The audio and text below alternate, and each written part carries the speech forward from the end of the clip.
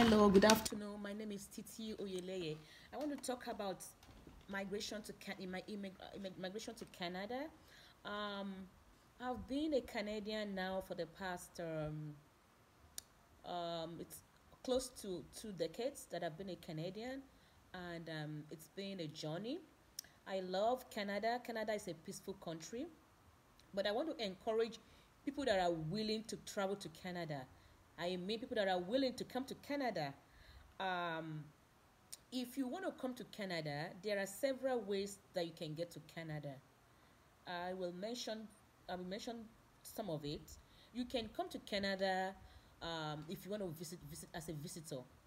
You can as a visitor you will need a visa to do is either you're doing business or you transit through Canada or how to extend your stay as a visitor.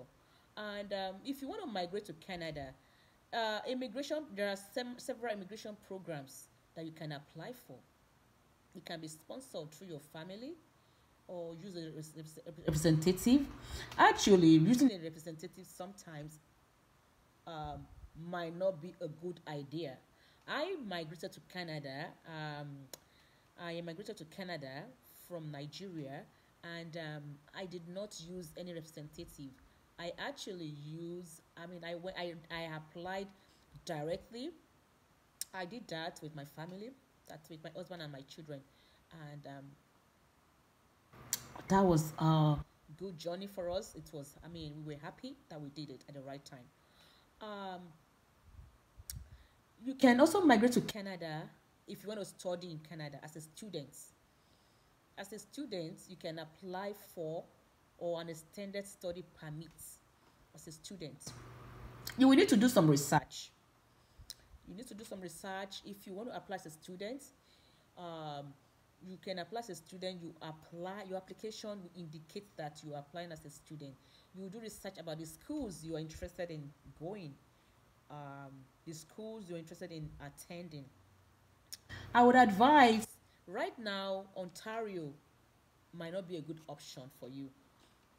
Right now, Manitoba, Saskatchewan, and New Brunswick. You can also look into some other parts.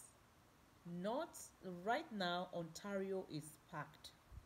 So if you want to get in faster, if you want your application to be considered, look into the schools that are in those places. Otherwise, you could also try Niagara Falls. I am actually in Niagara Falls, and Niagara Falls in Ontario, and there are some schools that are actually looking for students. Schools such as Niagara College.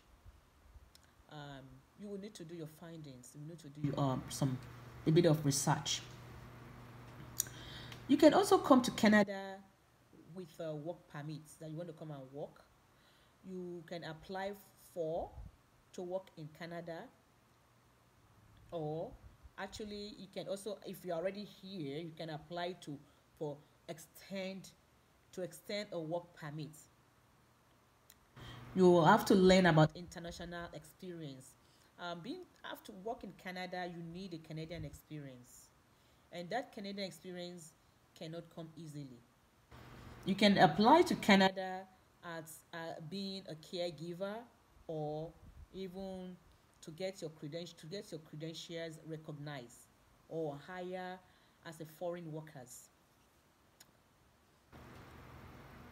And you can also apply as a, I mean, if you want to apply that, having said that, you would have gotten in application and everything before you're now applying for citizenship.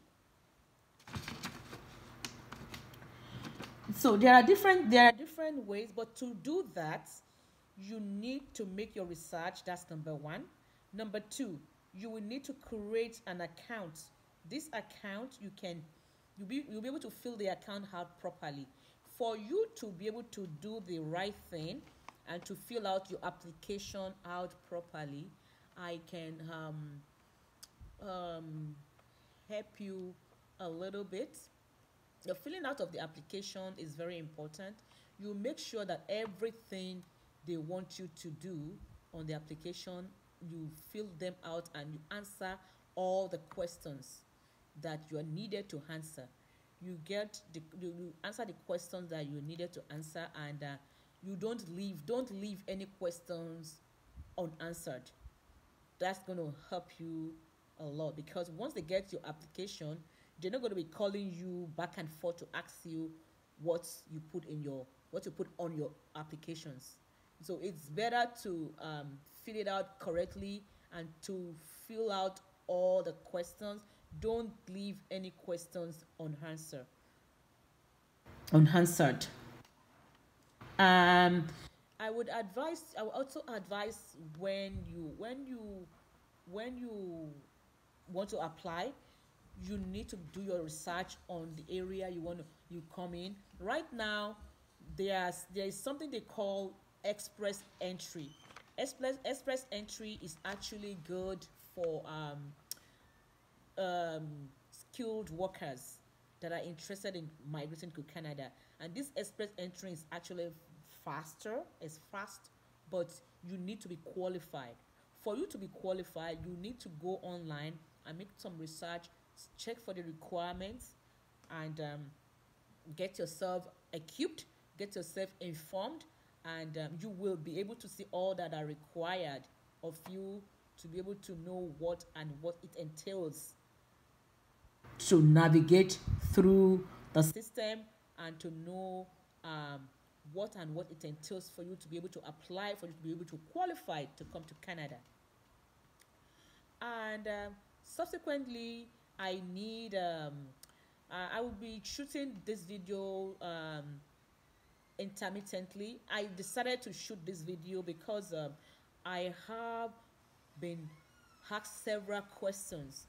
People want to come to Canada. I have some family members calling me. I have friends calling me, friends, and getting contacting me regarding traveling to Canada. And that is the main reason why I decided to do this video, so that this video might be a little bit of help for people that are looking for information on how to travel to Canada, people that are looking for information on how to come to Canada. Um, um, I'm gonna just in a nutshell, traveling to Canada has a lot of advantages. Advantage one: Canada is one of the peaceful country in the whole world. Globally, Canada is one of the peaceful country in the globally, and I say peaceful compared to other countries, such as the developing countries. That some areas there are not peaceful. Like, I can drive my car. I can go to work middle of the night and come back middle of the night. I can go to work during the day and come back middle of the night, because I know I'm secure, because I know there's security. And sometimes several times I forgot to close my door, and I'm still safe. So I would say that, not that there's no little crimes here and there, but in comparison to other places, it's one of the peaceful country in the world.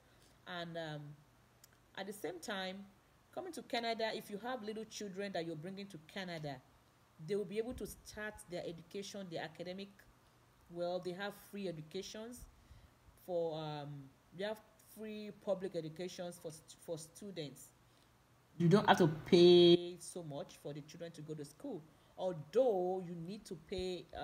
You need to give them few few money. Sometimes they have programs they're running from at the school.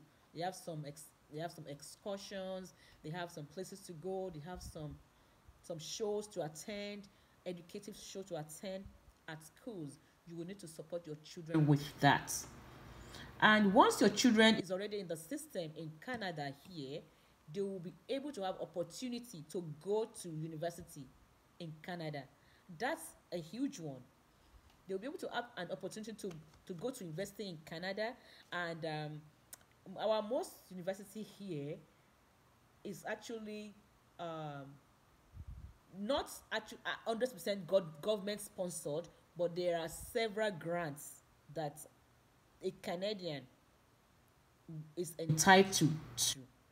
As a Canadian, your children will be able to go to school with government grants, or even there are some programs that you would have done for your children while they are little.